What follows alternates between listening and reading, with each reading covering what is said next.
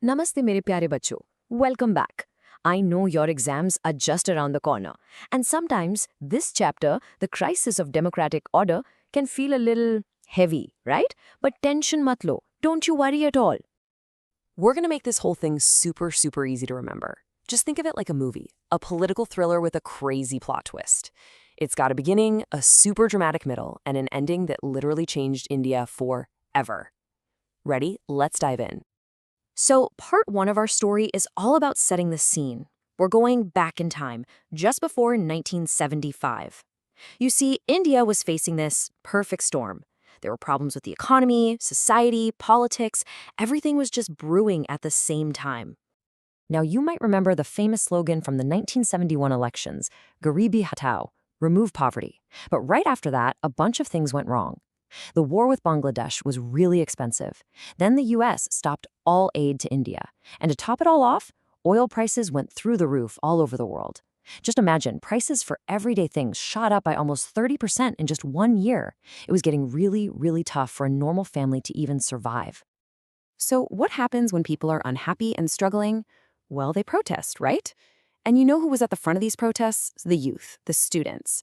All this economic trouble was quickly turning into a massive political problem for the government. The protests really blew up in 2 states, Gujarat and Bihar. Students were out on the streets, protesting against high prices and corruption. But the movement in Bihar became something much bigger.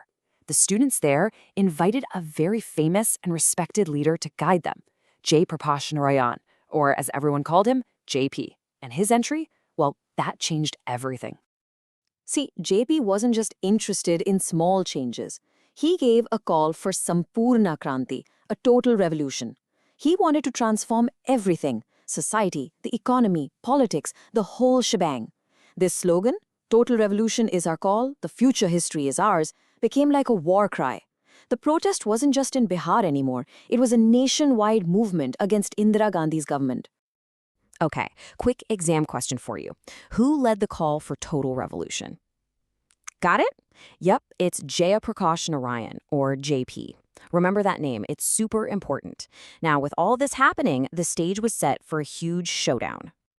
All right, here we are, the climax of our story, the flashpoint. All that tension we've been talking about, the bad economy, the student protests, JP's total revolution, it all comes to a head right here. This is the moment things took a very, very sharp turn. Listen to how quickly things happened in June 1975.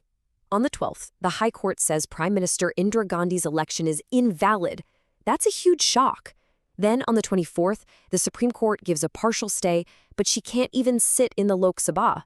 The very next day, JP holds a massive rally in Delhi demanding she resign.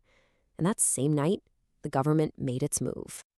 On that night, June 25th, 1975, the Prime Minister went to the President and advised him to declare a state of emergency. The reason given was a threat of internal disturbances.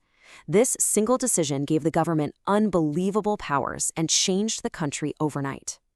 And they moved fast, really fast. The proclamation was signed. And then, in the dead of night, something very strange happened. The electricity to all the major newspaper offices in Delhi was cut. Why? So they couldn't print the news for the next morning. At the exact same time, police started arresting opposition leaders from their homes all across the country. It was all over in a few hours. So, the emergency was declared. But what did that actually mean for you and me, for the common people of India? How did daily life change? Let's take a look. Well, the change was huge. It was like someone flipped a switch on democracy. Before, you had your fundamental rights. The press could write what it wanted. People could protest. During the emergency, all of that gone. Rights were suspended. The press was censored. Protests were banned. And opposition leaders, as we saw, were in jail. Basically, democracy was put on pause.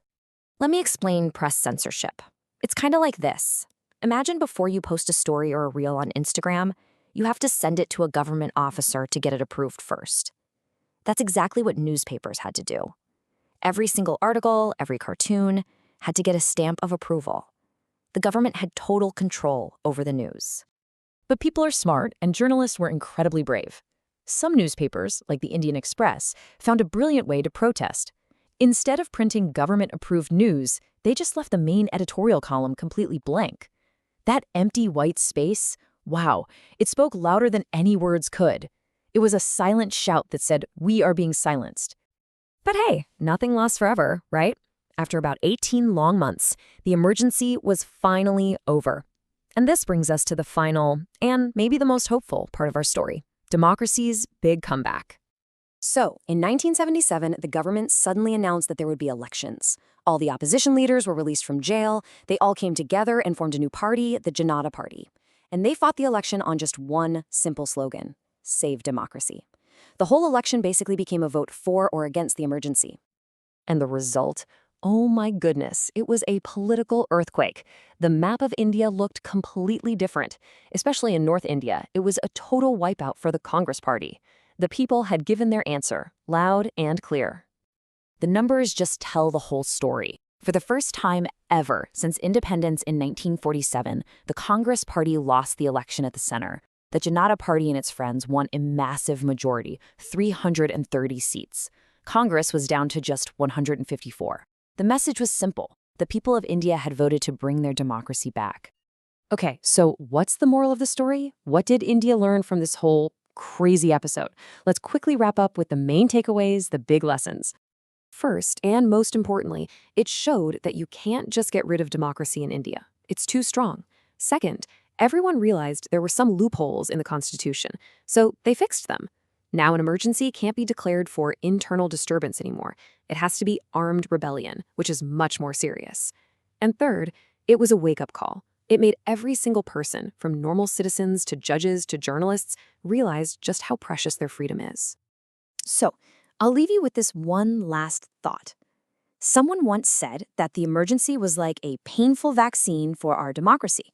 It was a bad experience, for sure, but in the end, it made our democracy stronger and more protected from future problems. What do you think about that? It's a really good point to think about for your long answers. All right, that's our story. I really hope this made the chapter easier for you. Study well, don't take too much stress, and all the very best for your exams. You're going to be brilliant.